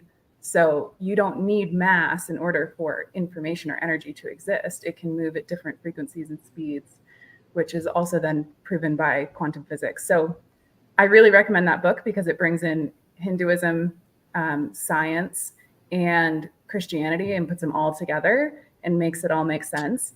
And it goes over past lives, it goes over Christ, it goes over a whole bunch of different things, and it's very comprehensive. So that's called The Second Coming of Christ. And I think it answers that question better than what I just did.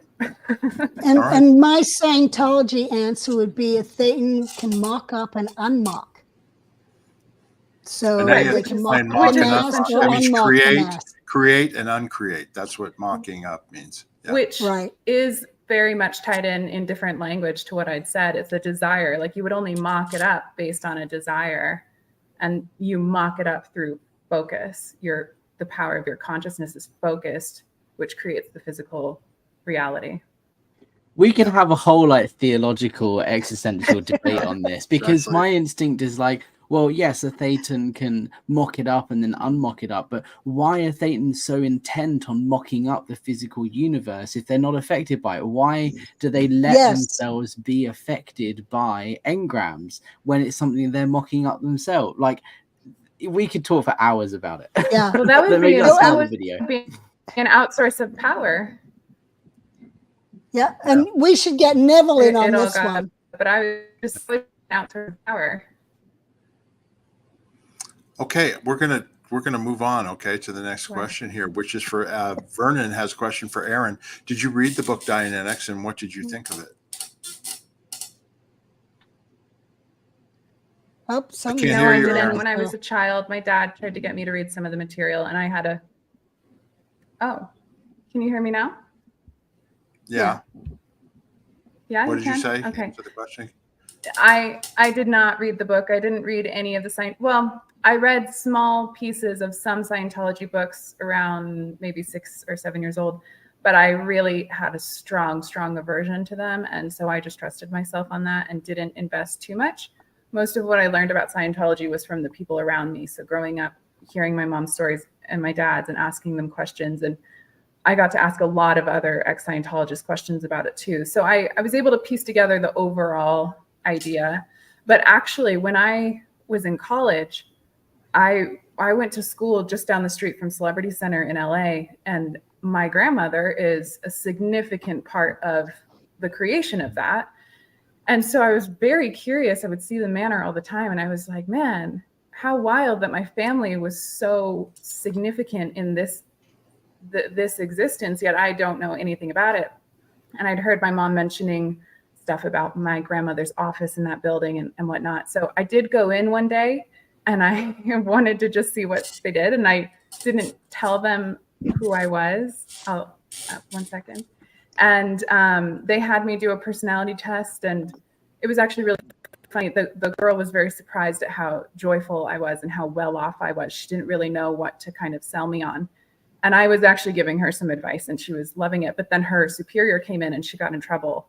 And her superior was much firmer with me, trying to get me to buy a bunch of books. And I was not really allowed to leave. It took a few hours to get them to let me leave. It was pretty intense. So that's really that was enough for me to go, I'm for sure not going to be going back there or reading their stuff. And I was happy just to evolve my spiritual self through other means.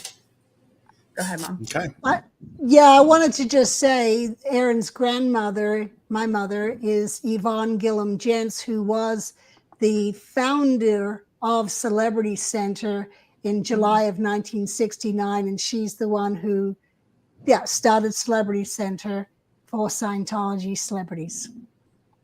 Okay. Thanks very much for that question. Vernon has another question for Mark. Can I send you a money order to purchase any of your products? Yeah, if you email me at messengerondutymf@gmail.com, and we can discuss that, through email. So just email me at messengerondutymf@gmail.com, and I think I can make arrangements. So if there's something that you want from the merchandise store, we can take care of it. Okay. All right. So let me go back here to the next question is from Bruce Nielsen. Janis, what location were you at when you left Scientology? I left from the Gold Base in Hemet. That's where international management was. Gillham Hot Springs. Yep. And me too. Okay. And then this is a question from Trev Anon. Question: technically, from their perspective, Aaron is PTS for being connected to an SP, meaning the Las Vegas organization. I've loved too Erin's many connected people. to a number of SPs now. She's with 3 of them on a call right now. Well, I'm I've just been saying in a from room their with hundreds perspective, they before. say, you know. She's been in a room with over 100 SPs. That's, yeah, That's I true. was gonna say your party. Right. Surrounded That's by true. them. All right, we got another question here. This is a question from T Weeks. Aaron, you answered a question regarding salve. Would you please go into more detail of the ingredients and where to purchase for those of us that might be interested? Sure. I did mention a lot of that on the last podcast, so I don't want to take up too much time on this one. But there's only 6 ingredients. It's all natural. It's coconut oil, beeswax, shea nut oil, vitamin E oil, emu oil, and CBD oil. And I do put an essential oil blend in as well, which I don't disclose the contents of. So if you are sensitive to essential oils, these are skin safe, but if you know that you're sensitive, I also make an unscented batch, and you just have to email me in regards to requesting that. But on the last one, I did talk a lot more about the emu oil and why it's so wonderful. So I would just recommend that you go check that out. I don't know the timestamp of where in the video it was. I think it was more towards the end, definitely over the hour mark, right? Or perhaps it was earlier. I don't know. Yeah. But you'll see the slideshow. You'll see the slideshow. And then again, I'm going to mention you get a 10% coupon discount if you use the code ONION10 until September 6th. So you can go to her website at www.healedbyoracle.com, and that's where you can order it. Okay. One other comment, or somebody mentioned earlier, somebody was worried about the emus and why would you use emu oil? Because, you know, I mean, they're animals and they get destroyed and all that. So that's another thing. Yeah. I was going to say that's another thing I answered in that other video, but it's actually very eco-friendly. Emus require the highest quality of care, or else they all will just die. So they are taken very well care of. And there's already a emu meat industry. And so the emu oil actually comes from the waste product of the fat. It's a recycling of what would become waste if we weren't using it. And the fat holds so many nutrients from the bird, which has just lived a very good life. And so it's really amazing for humans. And it's the closest oil that you can find to human skin oil. So it gets absorbed really well, and it's a carrier agent for the CBD. So it takes it deeper than most other products without it would be able to do. I can't say if there's other products that use emu oil with their CBD, but mine for sure does. And that's part of the success of it, is that it's really ideal for humans. And so it's not us being cruel, it's us being, making use out of something that would other be considered trash in an industry that's already got its own life that I have zero control over. Yeah, it's like fish. You know, you use fish for food or this or that, but then there's other parts of it that they use for other things, for fish oil and this and that. But otherwise, it just gets thrown away. So it's not like they're wasting anything. So anyway, somebody, L. Ron Hubbard's in the house, and he has a question: is there any oils for SPTV headaches? Have you tried that new Castor PT oil. Yeah. Glad to see you back, sir. We're reporting for duty as soon as you get on post. All right. I'm not showing up. All right. Okay, and let's see here. Okay, I've got it. This is a question. What is as-isness? If you view something supposedly, you can as-is it. I'll go ahead and explain it, okay? Because it's a basic concept of Scientology, which is that I think it's in the book a lot. It's Logics or the Axioms. It's in the Axioms. And basically, as-ising something means creating a perfect duplicate of it, okay, in your mind. So like if you think of a little red wagon, right? Or you have a little red wagon, and then you create a perfect duplicate of it. In Scientology, they believe that it then makes it disappear. Okay. And so that's what as isness is. And that's how auditing works. Okay. In Scientology's point of view. Okay. So like you have a traumatic experience about hitting your head on a tree. Okay. They're going to ask you about, what caused that pain or unconscious. Oh, I hit my head. Where was it? What time of the day was it? What kind of tree was it? What were you wearing? They're trying to get you to create the full scenario and remember what it is that happened when you hit your tree. And the theory is by creating that, okay, you'll have some kind of realization and cognition, which will make it erase and go away. And that's the concept of as-isness. Did I do a good job on that, Alex? Yeah, you did. I was going to go off on a tangent about neutralizing it, and I think you explained it way better than I did. I think that's so interesting. I haven't heard of it in the same way that you've said that, but it actually reminds me of, in some ways, the process of forgiveness that you would take through A Course in Miracles, which would be not quite the same, but you're trying to uplift a scenario that is troubling to you and bring it to a place where it's not. So it's really interesting to hear you explain that clearing process. I'd never heard that before. Yeah, it's a basic axiom of Scientology, which is a basic law. And I did the course. I paid for it when I was a teenager. We had to clay demo. You had to do a clay demonstration of every axiom and logic.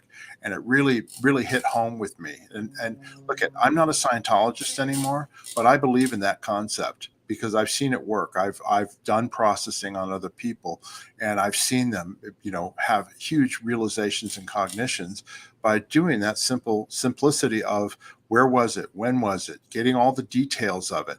And then if it doesn't erase and go away, then you go earlier similar, because that's what Hubbard felt, that if something's not going to go away, well, then there's got to be an earlier incident that's similar to it. And they're in a chain, and you got to get to that basic of the chain that you can cut, and then it goes away. And that's the concept of it. So I think go on. Sorry, I just wanted to say there are slight differences in the clearing process from what I practice and experience. And I feel like what I've practiced is slightly simpler and easier. Maybe there's not so many details that you have to go through to clear it. Like you can make it lighter and faster. But overall, it's that confrontation, right? Face your fears and they shall cease to trouble you. It's the confronting of it and acknowledging it. That's the foundation of clearing anything, is facing reality.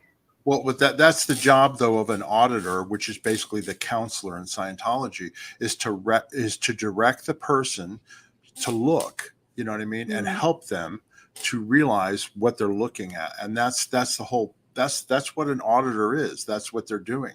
They're there to listen and to guide you, and that's the whole process on it. I think there's a key difference to be drawn upon, though, in that and real therapy, because real therapy is where someone is there to help you look back at past traumatic experiences and so on with care and following your lead as the person receiving the therapy. Whereas in Scientology, it's you have to carry on with the auditing command and the process until you produce a certain result. Now, if you are suffering from PTSD following a horrific traumatic experience, I don't think it's completely appropriate to sit that person in a room and get them to relive the traumatic experience in intense, excruciating detail, from the word go, because it's going to make that person feel worse. You have to approach that trauma with care and delicacy, and that's something that Scientology auditing doesn't allow for or account for. Whereas real therapy is more like, okay, let's take it step by step, let's take our time, and over a course of several weeks we may get to the place where you can comfortably talk about what happened. Whereas in auditing, it's much more a scientific, methodical process. But I don't know what auditor training you've had or whatever, but it's similar in Scientology, because they don't make you go into your experience in war. They basically, find out what's reading, what's registering, and then you go in and you go in lightly. Nobody ever gives up I have to disagree with you there, Mark. I was locked bomb. in a room and told I couldn't leave until I confessed. Well, that's to what I'd different done wrong though. against But the church, but that's different. That's security checking. That's confessional auditing, and that's evil. I totally agree. I'm just talking about trying to help people with their problems, and not trying to find out what Scientology considers to be your crimes. Totally different. Absolutely, I agree with you on that. Yeah. Well, and I just want to throw in there, in my own experience of healing my own stuff and helping other people heal their stuff, because I've done a significant amount of that. I usually don't even, the trauma is not the first thing to go to for me. You should acknowledge that there is a trauma, like there's a problem, but I've come to understand healing to be something where there are layers. And so you must go back earlier. That big, that really big loud moment that was super horrible is not the beginning of your troubles. There's always gentler things that led up to it, where, again, a lack of self-love, it creates a moment where maybe you didn't have the right boundaries. Maybe you gave your power to somebody else, and now you're in a situation where that trauma can happen. Or maybe you didn't trust the direction you wanted to go in and you listened to everybody else, and now you're in an area where you never would have been if you were doing your own thing, right? Like, so a lack of love leads people to make choices and end up in situations that are not loving. And so then it leads later to a trauma that is your powerful wound going, this is the ways that you have not loved yourself, and this is you suffer because of it. And that's why love, compassion of it's okay that this happened, we're going to make a new choice this time, is the way that you get. And it's like experience of therapy, Alex, has been that, where it's a much gentler, like you've brought the compassion and care into it to step out of it slowly, so that it's not painful and just going, you're wrong. Yeah. And I think that's very well said. I think what I was trying to get at earlier, Mark, was that Scientology is, because it's presented as a mathematical, scientific way that works 100% of the time, it doesn't allow for personality and individuality. This is the process, and if you do it correctly, it will produce this result. Whereas real therapy takes into consideration the fact that not every person is the same. Everyone is different, and everyone is going to process trauma in different ways, and therefore the way to approach dealing with that is going to be different from individual to individual. Whereas Scientology auditing doesn't allow for that. Yeah, I agree. Okay, we got another question here. Thank you very much. That was an interesting discussion there. I love Sherlock. Question, Alex, are you planning? Thank you for the super chat, by the way. Are you planning to come visit the U.S. soon?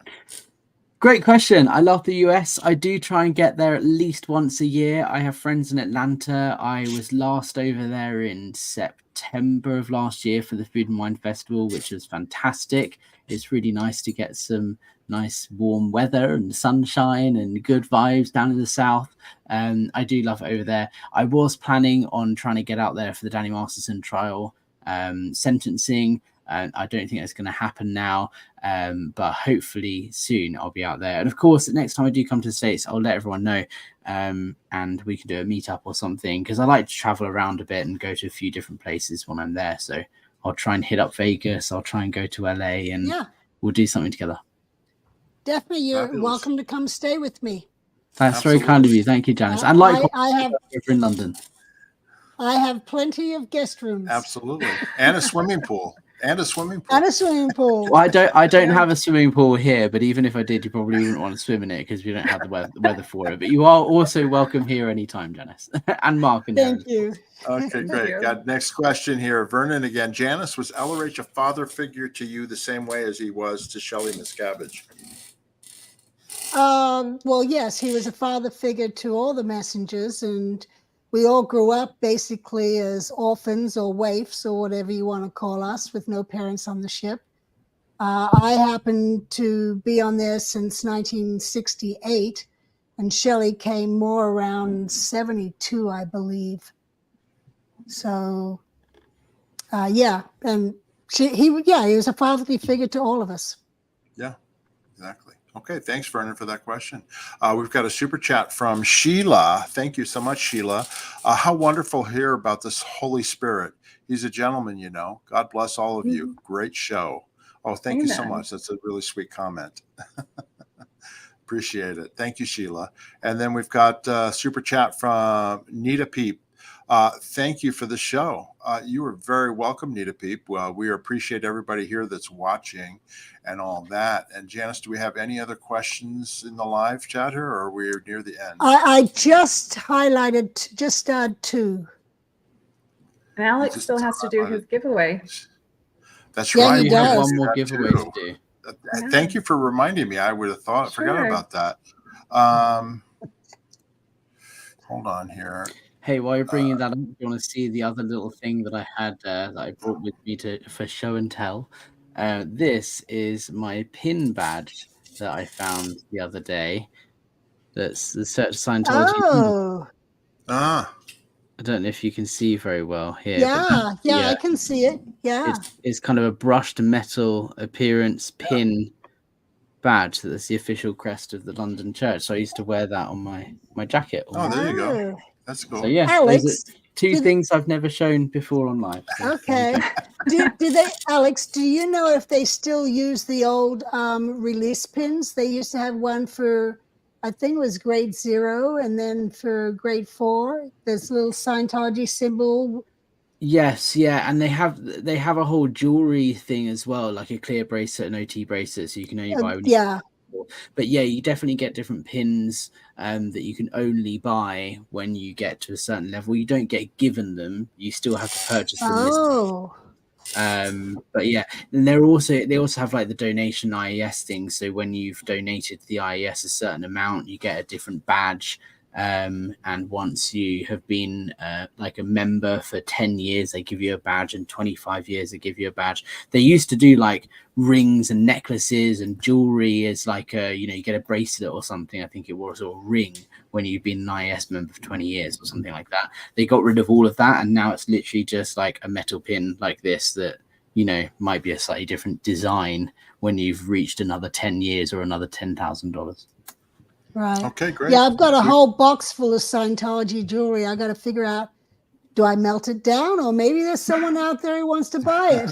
Try put it on sure eBay. You could find a use for it. Maybe you could do like a charity auction to the Aftermath Foundation or something. Yeah. Oh, I didn't hear. Do an auction or give it away to the Aftermath Foundation. Yeah. Alex does a lot of work for the Aftermath Foundation. Absolutely. I do my best. I got another question here for Alex. Question: what is Alex's alternative for therapy, administration, and ethics? Alcohol. No, I'm joking. I do go to a therapist that's really helpful and really useful. I do recommend that. I think education is really, really important. And you're trying to empower yourself to figure out how you think, what you think about things, and how you feel about things. I don't subscribe to or follow any particular philosophy or belief system. As I said, I'm still trying to figure out what happens to me before I start looking at what I then want to believe in afterwards. But, I'm working on a project at the moment called Cause Over Life, which is going to be a charity, non-profit organization here that works. It's not linked to the Aftermath Foundation. It's completely separate, but it helps people on their recovery journey. It's going to be a resource hub full of books to read, reports, links to websites and videos to watch and so on. And the whole idea is that people can go on there and access this free resource and take ownership for their own recovery and do their own investigation and educate themselves and empower them to get the support they need and provide a peer support network and so on. That's something I'm working on providing in the next couple of months. But I think that's all stemmed from that whole belief of education being so important. And go on. You brought up a good point, and I get asked this all the time, and I don't know how to answer it. You talk about going to therapy, right? How the heck do you find a therapist that would understand what we went through in Scientology without paying this person hours and hours and hours in order to explain to them what Scientology is and the different concepts and stuff we went through. I've been asked this before by people, and I don't know how to answer that. I did that initially. Specialize in cults, don't they? Yeah, I did initially see a therapist about something completely separate and not related to Scientology, and it was him who helped me realize that Scientology was still having an effect on me. And it got to the point where he couldn't really help me much anymore because he didn't understand how Scientology works from a professional perspective and from his education. So yeah, I found a specialist who knows about Scientology, has studied it from a psychology perspective, so understands not just what Scientology is and how it works, but like more specifically how it actually works, and the and understanding it from a professional perspective. So that was really beneficial, and that is something I want to do with the Cause Over Life project I just mentioned. One of the resources I want to provide is a directory or a list of different therapists and counselors across the world who acknowledge that they have some understanding or education in Scientology, so that it makes it easier for people to find these people who need help and can provide help, and not have to pay a fortune teaching them before you actually get your therapy service. So hopefully that's something we can get together. Okay, great. Let's do your giveaway now. Okay. And yeah, sure. Shall I share my screen very briefly? Yeah, sure. Let me do this. So this is my merch store for those of you who are interested. ApostateAlex.com. We're going to give away anything. I don't mind what it is. We're going to give away one thing. You get to choose what it is, but just to give you an overview, we've got cushions, notepads, mouse pads that say "Cults Suck," t-shirts. This is a really popular t-shirt at the moment. Not Today, Thayton. It's limited edition. So I've designed all this merch myself. So I hope you guys like it. Sign Not For Me, Not Today, Thayton, all sorts of different stuff. There's kids' clothes. There's also potential trouble source stuff. The Supreme Ruler t-shirt. I think that's quite a good one. I'm proud of that one myself. And all sorts. So if you want to go and choose something from there, I'll give away one of anything you want. There's also Goldie merch. If you guys want to support Goldie, actually, and by purchasing some merch, any proceeds from the Goldie collection on my store go straight to her. So if you are buying merch from ApostateAlex.com, Goldie merch collection is a good way to support her. But if you guys want to light up the chat and say merch me or something like that, I will do a countdown. I'll pick a random person to win something of their choice from my merch store. Do you guys, in fact, Mark and Janis, do you want to count them in, seeing as I've done the I'll do the count.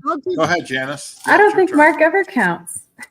Well, Mark, you can do it. Yeah. Go ahead. I'll count. I've done it before, but I think I can go count for to 5. All right, here we go, everybody. 5, 4, 3, 2, 1. Who's picking it? Not me. I got it. Go ahead, Alex is. There you go. Danielle. Danielle. And she's in England. And Is she actually? England. That's great. Yeah. Yes. Oh, how funny. Excellent. Congratulations, Danielle. If you want to head to apostatealex.com and have a look at all of the merch, pick something that you want, and then send me an email. My email is hello@apostatealex.com. Just shoot me an email and then I'll send you a link to redeem it and get it for free and enter your shipping details and all that sort of stuff. So Danielle, email me hello@apostatealex.com and we'll sort it out from there. Hey, that's great. Danielle is married to Neville Chamberlain, who we have interviewed 3 or 4 times. And we're actually going to be doing an interview with Danielle coming up in the very near future. Yeah. Yeah. She's been around a long time. She was in Rhodesia. She's got some stories. Yeah. And she was on the ship. And Alex, I like your Not Today thing. We have a couple of designs. We have appropriated the term rock slammer. So we have t-shirts and stuff that are rock slammer t-shirts, right? And then we have one we haven't released yet, but you've heard the term up S Creek without a paddle. You've heard that term? Well, I've got a t-shirt that says, and I'm not going to say the word, but it actually spells it out. It says S Creek Survivor. And it's got our Scientology peeling the onion logo on the sleeve. So it's like S Creek Survivor. Anyway, okay, great, everybody. Well, we have reached the end of the show, and I'm going to just remind people to please subscribe to our channel. Okay, you can do it there. And also, please subscribe to Alex's channel. And if you want to become a member of our channel, just click on that join button. And also, if you have any other questions, just please ask in the comment section, and we'll get back to them. Janice and I read them all the time. I'm sure Alex does too. And that's Misha barking there. But anyways, anybody have anything else they'd like to say before we end off? Alex, you've been a great guest. Thank you. I just wanted to say thank you so much for having me on. It's been so lovely to finally get this together, and I'm always happy to do this sort of stuff, so let's do it again soon. Erin, it was lovely to meet you as well, and thank you for bearing with me and trying to organize it all, but I'm glad we got there eventually. And yes, I found this a really fascinating conversation. It didn't go down any direction I thought it was going to. It's great.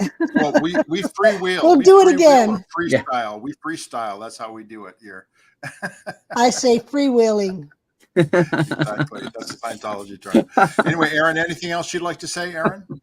No, just happy to be back. I didn't expect to come back on, but I'm glad that you guys invited me. And Alex, I appreciate you sharing. I actually really enjoyed chatting with everybody, and I think all of the blend of perspectives is really fun and cool to see. It brings such a bigger picture to it all. Okay, Absolutely. Everybody. Stick around. I'm going to end the show, but stick around so we can still talk for a minute, Alex and Erin. Sure. Anyway, everybody, until I was the just next going to time, say, final go shout ahead. out, anyone watching on my channel, go over to Mark and Janice's Scientology Stories Peeling the Onion. Give them a subscribe and a like and a comment if you haven't already. Let's share the love, and we'll see you guys. Thank you so next much. time. And the same vice versa. versa. Thank you. Yeah. Okay, everybody, until next time, thanks very much for watching.